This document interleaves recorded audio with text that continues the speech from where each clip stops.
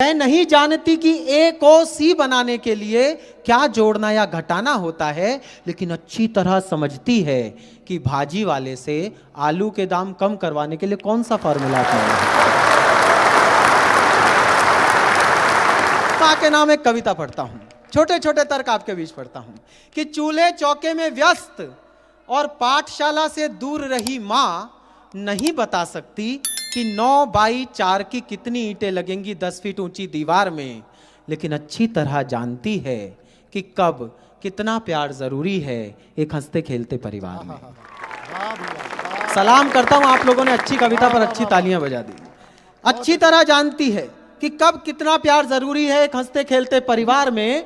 त्रिभुज का क्षेत्रफल और घन का घनत्व निकालना उसके लिए स्यापा है, क्योंकि उसने मेरे सीने को ऊनी धागे के फंदों और सिलाइयों की मोटाई से मापा है। रचना आपके बचपन वाले घर के सामने से गुजर रही है, उसे पकड़ना कि वह नहीं जानती कि ए को सी बनाने के लिए क्या जोड़ना या घटाना होता है, लेकिन अच्छी तरह समझती है कि भाजी वाले से आलू के दाम कम करवाने के लिए कौन सा फॉर्मूला अपनाना होता है। और तर्क पढ़ रहा हूं, इस धरती का जायका आ जाए तो मुझे सूचना देना कि मुद्दतों से खाना बनाती आई मां ने, मुद्दतों से खाना बनाती आई मां ने कभी पदार्थों का तापमान नहीं मापा, तरकारी के लिए सब्जियां नहीं तौली और नाप तौल कर ईंधन नहीं झोंका चूल्हे या सिगड़ी में। उसने तो बस खुशबू सूंघकर बता दिया कि कितनी कसर बाकी है बाजरे की खिचड़ी में। उसने तो बस खुशबू सूंघकर बता दिया कि कितनी कसर बाकी है बाजरे की खिचड़ी में। वह नहीं जानती सुर और ताल का संगम, कर्कश मृदु और पंचम, सरगम के साथ स्वर, स्थाई और अंतरे का अंतर। संगीत साधना के लिए वह कोई शास्त्री भी नहीं बुलाती थी, लेकिन फिर भी उसकी लल्ला लल्ला लोरी सुनकर बहुत मीठी नींद आती। क्या बात है। वो कभी नहीं समझ पाई कि भारत पर, ये आपके घरों में घटित होता होगा साल में एक बार गारंटेड, वो कभी नहीं समझ पाई कि भारत पर कब किसने आक्रमण किया और कैसे जुल्म ढाए थे।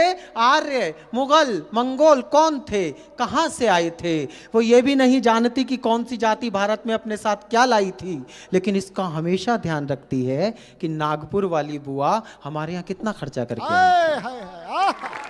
उसे नहीं मालूम कि चुनाव में किस पार्टी के निशान पर मोहर लगानी है, लेकिन इसका निर्णय हमेशा उसी ने किया है कि जोधपुर वाली दीदी के यहाँ दिवाली पर कौन सी साड़ी जानी। भाई बहुत अच्छे, बहुत अच्छे। और आपकी जिंदगी के सारे आशीर्वाद, सारे शुभ मुहूर्त एक पंक्ति में आप तक पहुंचाता हूं कि बेशक माँ को नहीं आता, बेशक माँ को नहीं आता सीधा स्वस्तिक बनाना, बेशक माँ को नहीं आता सीधा सतिया बनाना, पर सतिये को खूब आता है माँ के हाथ से बनकर शुभ हो जाए।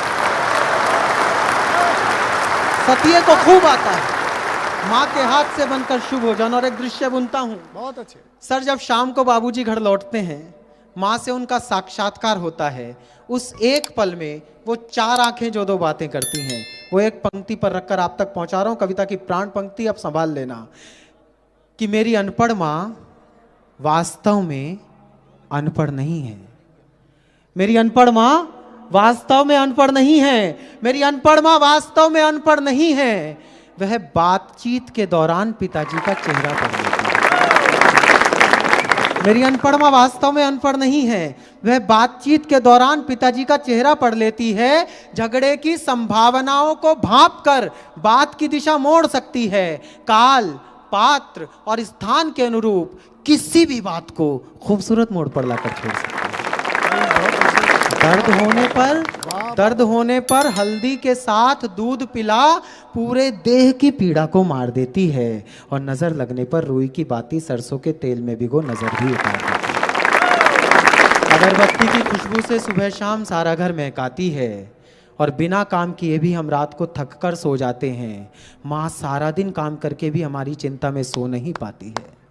अंतिम तर्क पढ़ रहा हूं इस रचना का।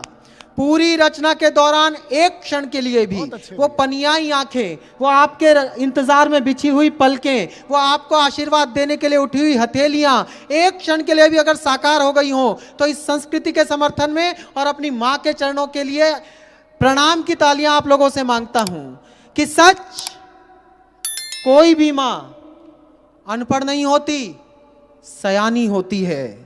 सच, कोई भी मां अनपढ़ नहीं होती, सयानी होती है, क्योंकि बहुत सारी डिग्रियां बटोरने के बावजूद बेटियों को उसी से सीखना पड़ता है कि गृहस्थी कैसे चलानी होती है, गृहस्थी कैसे चलानी होती है।